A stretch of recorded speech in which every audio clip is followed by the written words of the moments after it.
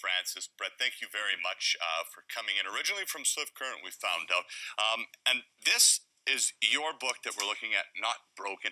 Give us a sense first, I guess, why did you write this book? Well, I guess that when I was 6 years old, I was diagnosed with Tourette syndrome and ADHD. And then when I was 17, I was diagnosed with the same. And in addition, anxiety, OCD, and panic disorders. So I've really struggled with mental health and disabilities for the greater part of my life and felt broken. And so, like, something was wrong with me for most of my life. And, like, I needed to be medicated or on some pill, or, like, I just needed to be fixed. And I just got tired of feeling that way. And the book is not only about my journey, but inspiring other people to kind of find power in their own challenges. Obviously, with CTV and that link with Bell Let's Talk Day, we've heard stories like this more and more frequently. I guess the first part of this question would be, how inspiring is it to know that we're seeing more of these stories? I think it's very inspiring. People are coming out of the dark. There's lots of celebrities now that are really coming out of the dark with their own challenges and feeling more comfortable talking about it. So the stigma is very slowly, but it is coming down. Yeah, and the second part of that question is, do you remember when, for you personally, it was like, okay, I'm okay talking about this publicly?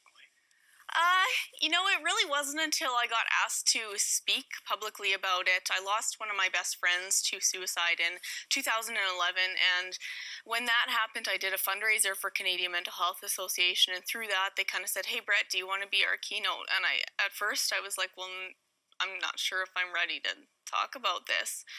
And then I did, and I had this little woman walk up to me. She was about 4 feet tall, and she said, "Brett, I'm depressed, and this is the first time I'm telling anybody about it." And I went, "Oh my gosh, I can make this difference. I can tell people and inspire them and make them feel better about themselves." And I wish I would have had that when I was younger. So you mentioned, obviously, 2011 kind of being the first time that the keynote address right after that incident, obviously, very sorry about your friend. Give me a sense then of how you've seen the change in terms of the perceptions around mental health over the last, say, 5 years. Well, people really ask me, is mental health more common now, or are people just talking about it more? And I say people are talking about it more because, back then, even 5 years ago or more, people would, you'd see that drunk at work, people resorting to substance abuse and addictions and other ways of dealing with things, and people would call them crazy. And substance abuse and mental health goes hand in hand. So a lot of times when you see somebody substance abusing, it's not just substance abusing, or it can cause mental health related issues. And, people are just more comfortable talking about it now because, we look at physical health, like we can talk about cancer, heart disease, all those kinds of things, but we can't talk about mental health. Why? And people are starting to realize, well, why isn't it okay for me to talk about my mental health? It's okay to not be okay.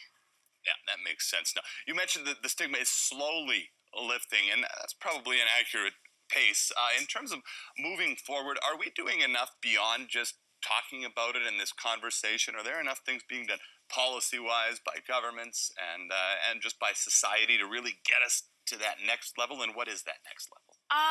Well, it's hard for me as a mental health advocate because I would say no.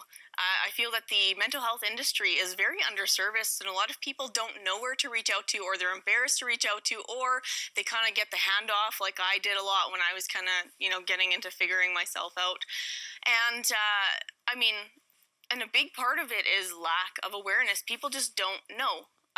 With my Tourette's, I have tics, and I jolt, and I move, and people initially they're saying I have hiccups, and I get actually frequently asked, or people think that I'm on drugs, I'm high, and I'm not. And so I'll say to them, "Oh, I actually have Tourette syndrome," and they'll, "Oh, I'm so sorry," and I'm like, "Well, I'm not." And then people, they judge because they're unfamiliar. They don't judge because they really necessarily want to judge. Yeah, that's exactly it. It's that unfamiliarity factor. So we need to familiarize ourselves with it a little bit more. The book is a great starting point. It's called Not Broken. Brett Francis, thanks for a couple of minutes. Thank you for having me.